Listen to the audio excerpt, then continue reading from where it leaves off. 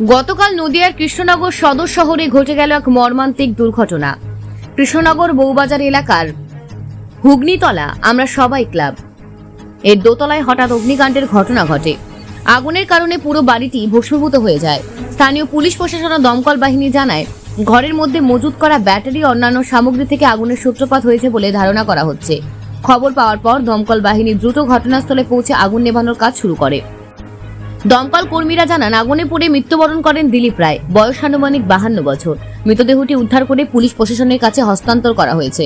দুটি দমকল ইঞ্জিনের চেষ্টায় আগুন নিয়ন্ত্রণে আনা হয়। এখনো পর্যন্ত আগুন লাগার সঠিক কারণ জানা যায়নি, তবে ময়নাতদন্তের জন্য মৃতদেহটি কৃষ্ণনগর শক্তিনগর জেলা হাসপাতালে পাঠানো হয়েছে। পরিবারের মধ্যে শোকের ছায়া নেমে এসেছে। নদিয়া থেকে সুদীপ বিশ্বাসের রিপোর্ট, নিউজ প্রাইম টাইমস। এবং কি দেখলেন? এইটা হচ্ছে একটা বারোয়ারি,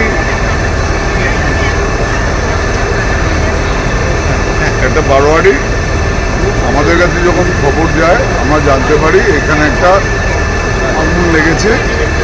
আমরা যত তাড়াতাড়ি সম্ভব এখানে চলে আসি, এসে দেখি যে দোতলাটা পুরো জ্বলছে এবং আমরা যত তাড়াতাড়ি পারি আগুনটাকে নিভিয়ে ফেলি, কিন্তু নেভানোর পর দেখা যায় যে পিছন দিকে যে একটি দরজা আছে ওখানে একটা চার্ট বডি পড়ে আছে।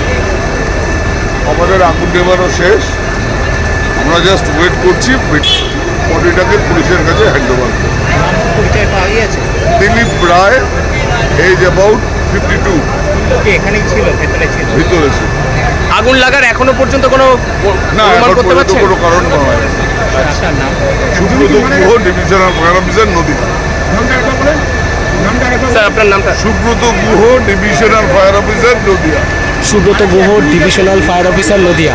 এখনই মারা গেছে কি করে বলবো, আমি তো ডাক্তার নই।